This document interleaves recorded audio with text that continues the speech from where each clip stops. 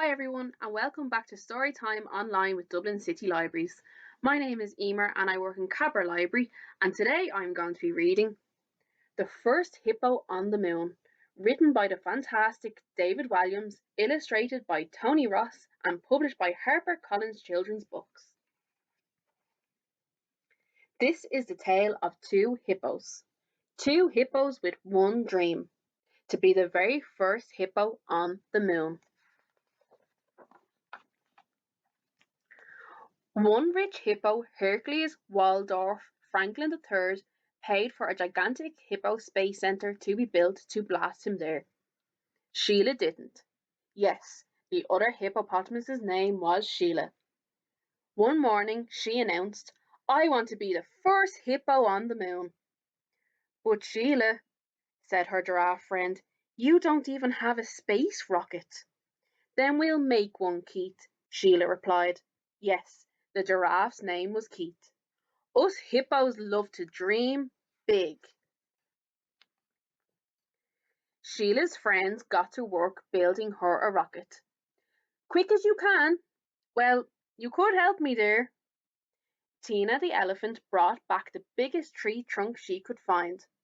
Joyce the gorilla fetched the longest vine, and Derek the ostrich was given the task of gathering the pongiest mountain of rhinoceros dung.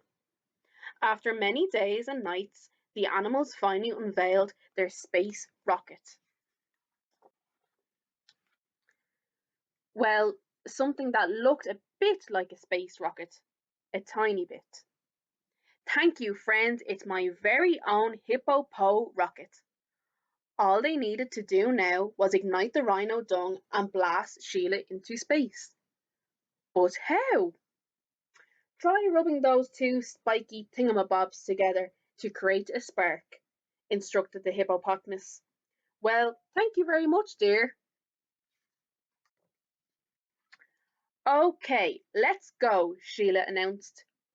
"Is your bottom hot too?" "Boiling, dear." "Dream big, everyone. 3, 2, 1, blast." But before Sheila could say off, it started raining. It rained and rained and rained. It was rainy season.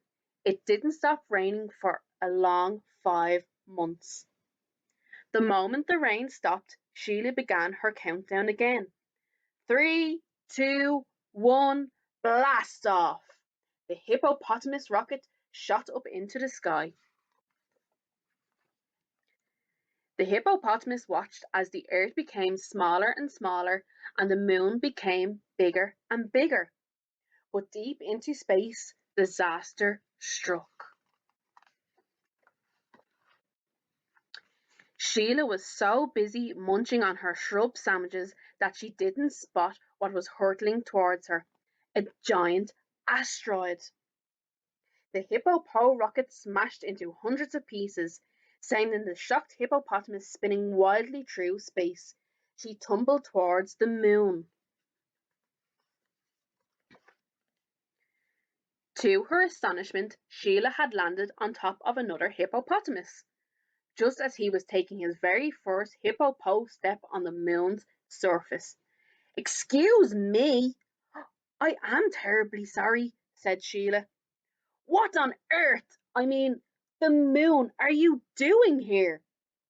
I wanted to be the first hippopotamus on the moon." "Well, you're not. I am, Hercules Waldorf Franklin III. Remember that name.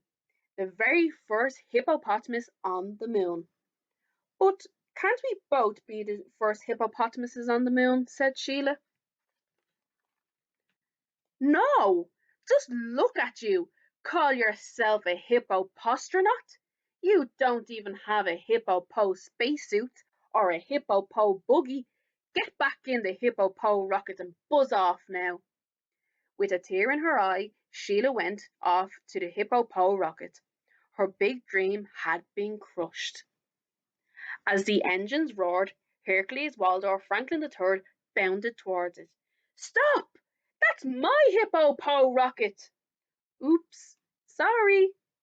Blast off. Seconds later, Sheila realised that she didn't have a clue how the Hippo Poe rocket worked. Entering the Earth's atmosphere, the Hippo Poe rocket soon began burning up. Within moments, the hippopotamus's bottom was blazing like the sun. Sheila hit the earth with a giant wallop. She lay motionless on the ground, her bountiful behind sizzling like a sausage. Sheila, wake up! Oh, it's sad, isn't it? Tragic, my dear. But she wouldn't wake up.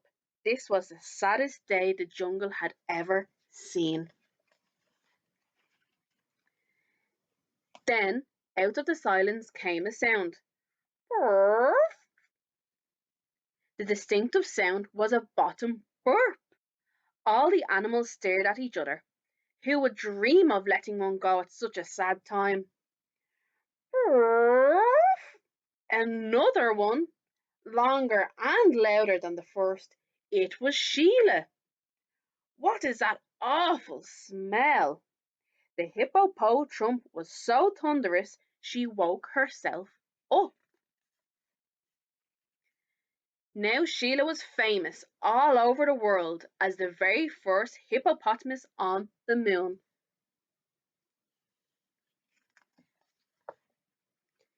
She never mentioned the other hippopotamus who got there first. Not fair, he said.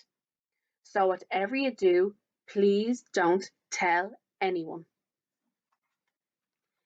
Thanks for listening to me read The First Hippo on the Moon by David Walliams. I really hope you enjoyed the story because I know I sure did. Can't wait to see you all in Cabra Library soon.